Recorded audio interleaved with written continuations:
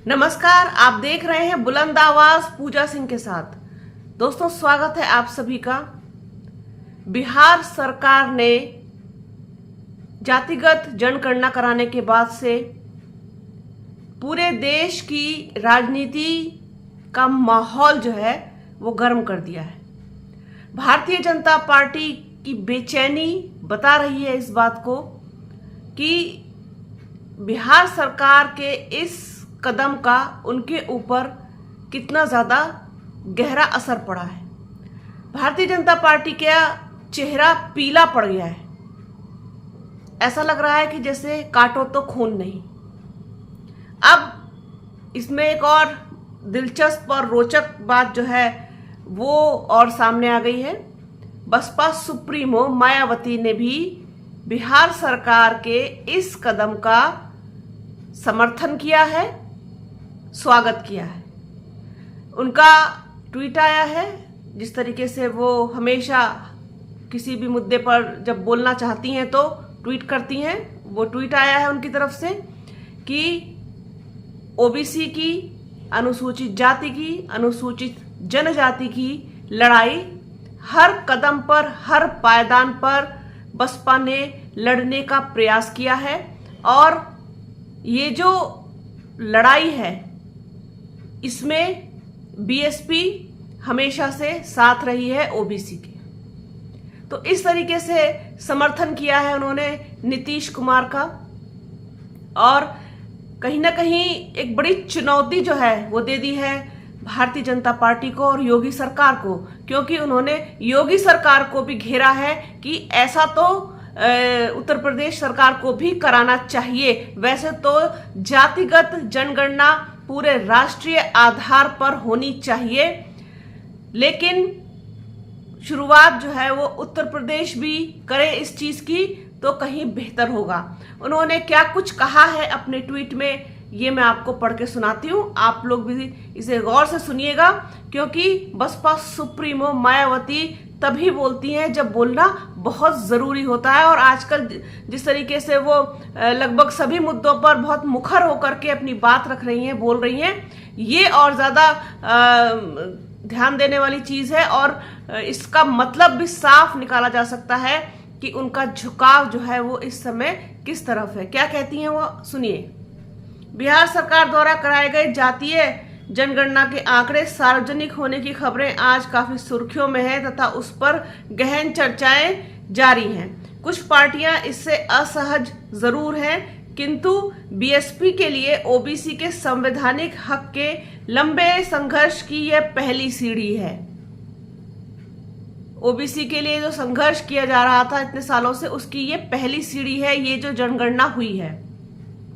BSP को प्रसन्नता है कि देश की राजनीति उपेक्षित बहुजन समाज के पक्ष में इस कारण नया करवट ले रही है, जिसका नतीजा है कि एससी/एसटी आरक्षण को निष्क्रिय व निष्प्रभावी बनाने तथा घोर ओबीसी व मंडल विरोधी जातिवादी एवं सांप्रदायिक दल भी अपने भविष्य के प्रति चिंतित नजर आने लगे हैं। वैसे तो यूपी सरकार को भी अब अपनी नीयत व नीति में जनभावना व जन अपेक्षा के अनुसार सुधार करके जातीय जनगणना सर्वे अविलंब शुरू करा देना चाहिए, किंतु इसका सही समाधान तभी होगा जब केंद्र सरकार राष्ट्रीय स्तर पर जातीय जनगणना कराकर उन्हें उनका वाजिब हक देना सुनिश्चित करेगी। जातीय जनगणना जब से सामने आई है, जब से बिहार सरकार ने उस रिपोर्ट को सार्वजनिक किया है, तब से ही एक कहना चाहिए भूचाल सा आ गया है पूरी राजनीति में। क्योंकि जिस तरीके से ओबीसी वर्ग का हक सरकार मार रही है पिछले 10 सालों से, आप ये देखिए, बल्कि उससे भी पहले से ही किस तरीके से 63% ओबीसी है और रिजर्वेशन सिर्फ 27% ओबीसी को मिल रहा है और नौकरियां, शिक्षा, ये सब चीजों से वंचित है कहीं ना कहीं ओबीसी समाज। और भारतीय जनता पार्टी हमेशा से ही भरपूर लाभ लेती आई है ओबीसी का। आपने देखा है सब चीजें, आप लोगों को सब चीजें पता है कि किस तरीके से एक बड़ी हिस्सेदारी जो है वोट के रूप में जो है वो भारतीय जनता पार्टी को जाती है ओबीसी की। एक स्लोगन कह लीजिए, एक नारा कह लीजिए कि मान्यवर काशीराम जी ने दिया था कि जिसकी जितनी संख्या भारी उसकी उतनी हिस्सेदारी। तो ये जो चीज है, होने तो चीजें उन्हीं की हिस्सेदारी के हिसाब से चाहिए कि जिसका जितना वोट परसेंट है या जितना उनका कास्ट परसेंट है उस हिसाब से उनको उनका हक मिलना चाहिए, लेकिन दिया नहीं जा रहा है। अब आज जिस तरीके से मीडिया वालों पर बहुत बड़ी कार्रवाई हुई है, बहुत सारे लोग गिरफ्तार किए गए हैं।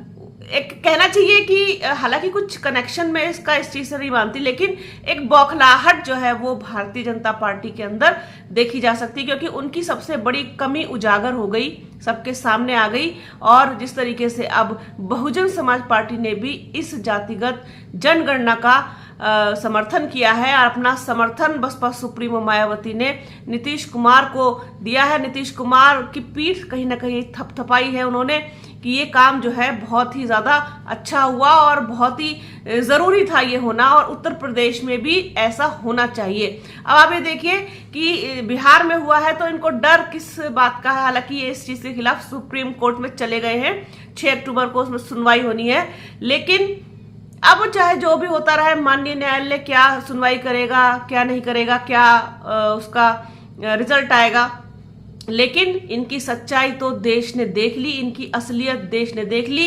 इनका जो चेहरा था वो कहीं ना कहीं उजागर हो गया सबके सामने। ये एक जो चीज हुई है ये बहुत पॉजिटिव हुई है। कहीं ना कहीं इसका इम्पैक्ट भी आप देखेंगे जब इसका इम्पैक्ट पड़ेगा।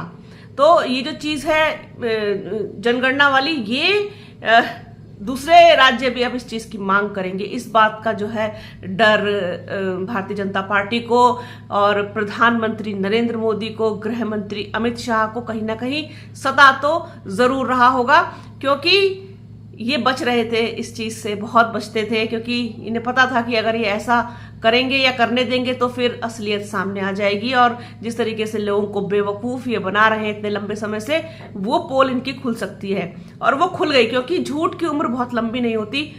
आपने एक चीज नोटिस की होगी कि मैं इस चीज को हमेशा बोलती हूं कि असलियत और झूठ कभी नहीं छिपता है, वो क्योंकि सच में बहुत ताकत होती है, और जो पाप का घड़ा होता है ना वो एक दिन भरता जरूर है। और वक्त जो है किसी का भी हमेशा एक जैसा नहीं रहता, वक्त बदलता जरूर है, ये वक्त की सबसे बड़ी खासियत होती है।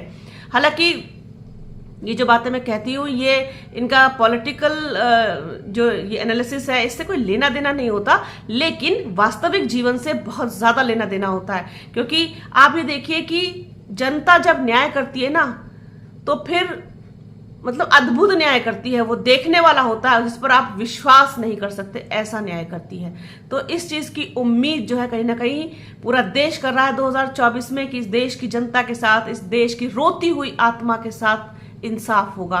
तो बसपा सुप्रीमो मायावती ने भी जातीय जनगणना का समर्थन कर दिया है। बिहार सरकार, नीतीश कुमार, तेजस्वी यादव, सबको उन्होंने अपना मतलब ट्वीट के माध्यम से समर्थन दिया है, उनकी तारीफ की है, और दूसरे राज्यों में भी ऐसा हो इसकी जो उन्होंने मांग की है, और ऐसी पहल को कराने की भी मांग की है उन्होंने। तो ये चीज जो है जहन में आई बसपा सुप्रीमो मायावती का ट्वीट देखने के साथ ही, सोचा आप लोगों के साथ इसको साझा किया जाए। तो बने रहिए बुलंद आवाज के साथ, हमारे चैनल को लाइक कीजिए, शेयर कीजिए, सब्सक्राइब कीजिए, बेल आइकन जरूर दबाइएगा, वीडियो को ज्यादा से ज्यादा शेयर कीजिएगा। अपना और अपनों का बहुत ख्याल रखिए। जल्द मिलूंगी आपसे एक नई वीडियो में एक नए मुद्दे के साथ।